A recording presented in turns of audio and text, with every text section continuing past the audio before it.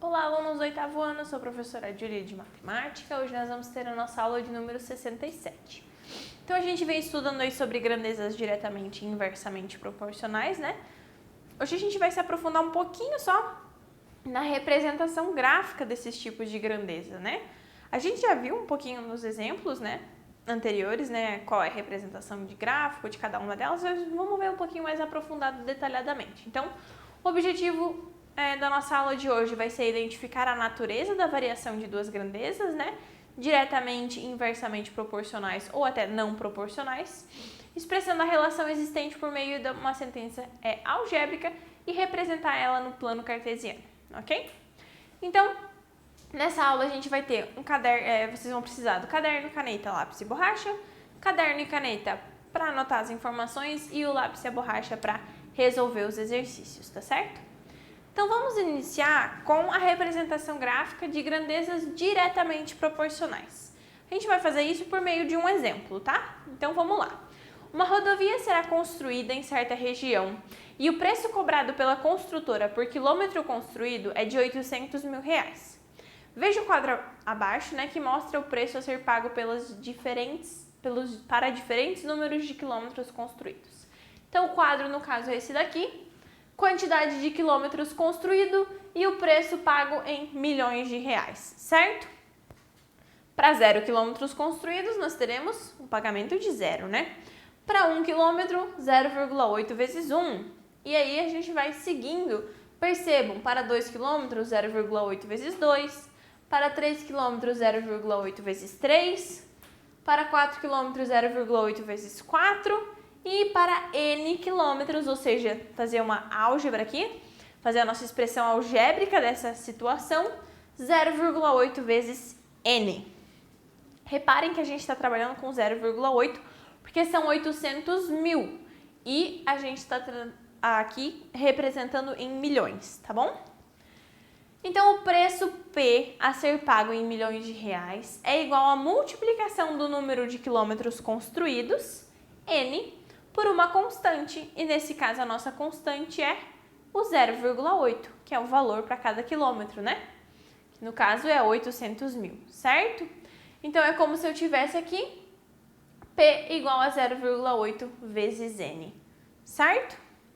Então, podemos representar um número N de quilômetros construídos e o preço pago P por meio de um ponto no sistema de eixos cartesianos, também chamado de plano cartesiano, em que o número de quilômetros é construído e representado no eixo horizontal e o preço pago correspondente no eixo vertical. Então, observe só aqui o que nós temos. O número de quilômetros construídos e o preço pago em milhões de reais. Aqui, é um resuminho da nossa tabela anterior, certo? Eu vou marcar isso nesse meu plano cartesiano que eu fiz aqui, certo? Reparem que ele não é um plano cartesiano que utiliza x e y, né? Ele é um plano cartesiano diferente. Eu tenho P em milhões de reais e N em quilômetros. Percebam que a variação também é diferente. Aqui eu tenho 1, 2, 3, 4 quilômetros. E aqui eu tenho 0,8, 1,6, 2,4 e 3,2. Não é exatamente igual, certo? Marquei os pontos desse quilômetro, olha só. Para 0, 0, 1, 0,8, 2, 1,6, 3, 2,4, 4, 3,2. Certo? Eu tenho esses pontos. Para eu fazer isso graficamente, eu vou só ligar esses pontos e eu tenho uma reta, ok? Então, o gráfico de uma situação que envolve grandezas diretamente proporcionais é uma reta que passa pela origem do sistema de eixos cartesianos. Então, assim, quando eu estou trabalhando com grandezas diretamente proporcionais e eu colocar lá o zero, ele vai me dar que essa grandeza ela passa pelo ponto 0, 0, tá? Então, eu tenho uma reta que se origina ali na origem do nosso plano cartesiano, ok? Então, veja só mais um exemplo aqui. Uma pessoa de 70 quilos teve seu consumo C de oxigênio medido durante a realização de atividades físicas. E os resultados estão apresentados no gráfico ao lado. Então, vamos obter o valor da constante K em relação da relação C igual a K vezes T, né? Entre as grandezas envolvidas. Então, C é a quantidade de oxigênio e o T é o tempo. Ele quer que a gente descubra qual é o valor da constante K para essa representação aqui, tá? Observem que aqui eu tenho vários números, várias informações nesse nosso gráfico. E é justamente essas informações que a gente vai utilizar, olha só. Vamos anotar aqui, oxigênio, né? No caso, oxigênio, que no caso é o nosso C, e aqui o nosso T do tempo. Então, para 1 minuto, no caso, vou escrever aqui, peraí, minutos, né? Minutos, e aqui eu tenho o T. Para 1 minuto, eu tenho 4,2 de oxigênio.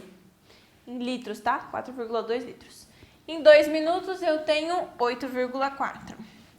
Em 3 minutos, eu tenho 12,6. E em 4 minutos, eu tenho 16,8. Ok?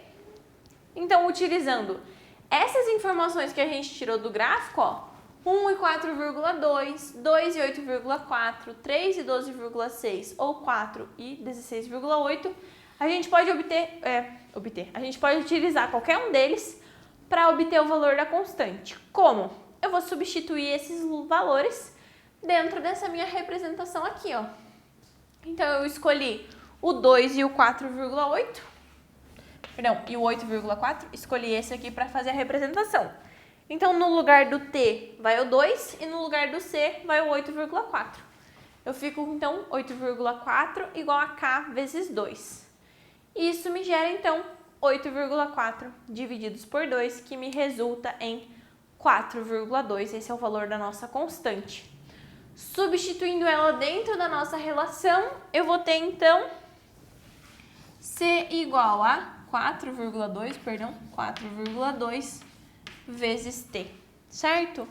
Bem tranquilo de calcular, né, gente? Bem fácil de resolver esse tipo de exercício utilizando o gráfico, a representação gráfica aí de grandezas diretamente proporcionais.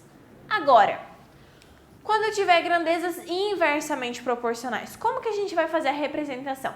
Vamos ver também um exemplo, olha só. Joaquim quer utilizar parte de um terreno como medida de área igual a 60 metros quadrados e formato retangular para cultivo de hortaliças. Para isso, ele elaborou um quadro que mostra algumas das possíveis medidas de comprimento dos lados A e B do terreno, ou seja, ele quer que a área do terreno seja 60 metros quadrados, mas esse terreno pode ter dimensões variadas, porque ele é um retângulo. Então, olha só. Se eu tiver a medida do comprimento do lado A em metros, em 1 metro, ele pode ter com que a medida do lado B seja 60, porque 1 vezes 60 vai resultar nos 60 metros quadrados. Se a medida do lado A for 2, a medida do lado B precisa ser 30, para que o resultado da multiplicação dos dois dê 60. Então, percebam que, representando por x a medida do comprimento do lado A, né? No eixo horizontal do sistema de coordenadas cartesianas, e por y a medida do comprimento do lado B em metros no eixo vertical, a gente pode marcar esses pontos aqui. A prof vai colocar aqui no quadro para a gente acompanhar. Então, a medida do lado A, e aqui a medida do lado B. Se aqui for 1, esse aqui precisa ser 60. Se aqui for 2, esse aqui precisa ser 30. Se aqui for 3, aqui precisa ser 20. Se aqui for 4, aqui precisa ser 15. Por quê, gente? Porque se eu quero que a área seja 60, né? Eu preciso que a multiplicação desses dois valores feche 60 sempre, né? Então, eu vou construir aqui 60 da medida do lado B e 1 aqui da medida do x, ó, do lado A. 2, 30, 3, 20, 6, 10. No caso, a gente não marcou o 6 e 10 aqui, mas é meio óbvio, né? Se eu fizer 6, eu preciso que aqui seja 10, ok? Marcando esses pontos, a gente consegue desenhar a curva, então, certo? A gente já viu esse desenho, né? No exercício, nas aulas anteriores, né? Mas a gente tem um nome para ela, né? Os pontos obtidos, então, pertencem a uma curva chamada de hipérbole. Infelizmente, a gente não vai se aprofundar um pouquinho mais no estudo da hipérbole, né? Ela vai ser estudada aí no ensino médio, mas é importante que vocês saibam o nome dessa curva, né? Então, ela vai ali só fazer essa redondinha perto da origem ali, mas ela fica só nessa curva mesmo, ok? Então, o nome dessa curva se chama hipérbole. Tranquilos?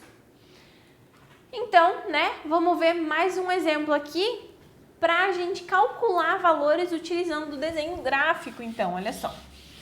Agora, vamos obter o valor da constante K, né, da relação. Então, lembrando só uma coisa bem importante. Nas grandezas diretamente proporcionais, a gente tem que uma grandeza é igual a outra multiplicada pela constante. Aqui nas grandezas inversamente proporcionais, a gente sabe que a multiplicação de uma grandeza vezes a outra que vai ser igual a uma constante, certo? Então, as grandezas são inversamente proporcionais e qualquer um dos pontos pode ser utilizado para obter o valor da constante. Vamos escolher o primeiro ponto ali, 1,60, né? Então, a gente vai ter aqui x vezes y é igual a k, no caso, 1 vezes 60 é igual a k, o que significa que a nossa constante aqui é o 60, certo? Então, percebam a diferença. Quando a gente está trabalhando com grandezas diretamente proporcionais, a gente tem que uma das grandezas é igual a outra vezes uma constante. E aqui a gente tem que as duas grandezas multiplicadas tem que ser igual a uma constante, ok? Então, a gente chegou aqui, k é a constante, né, que é 60. Vai ser, então, a nossa representação pode ser feita x vezes y igual a 60, ok?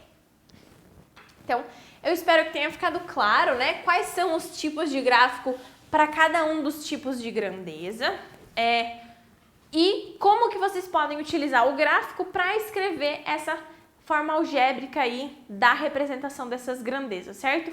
E também de como calcular a constante, né, dessas grandezas aí, fica mais tranquilo. Essa aula é meio que um resuminho, né, das 4 aulas anteriores que a gente teve sobre o estudo de cada uma das grandezas. Então, assim, se vocês têm alguma dúvida, né, sobre a relação de cada grandeza, definição de cada uma, recomendo que vocês voltem nas aulas anteriores e assistam elas novamente. Porque aqui a gente só está meio que aplicando a representação gráfica delas mesmo. Como que o gráfico de cada um dos tipos de grandeza pode ser aplicado e como que a gente pode tirar as informações desses gráficos também, certo? Não esqueçam de fazer os exercícios e revisar o conteúdo que vocês têm disponível aí para vocês. Eu encontro vocês na nossa próxima aula.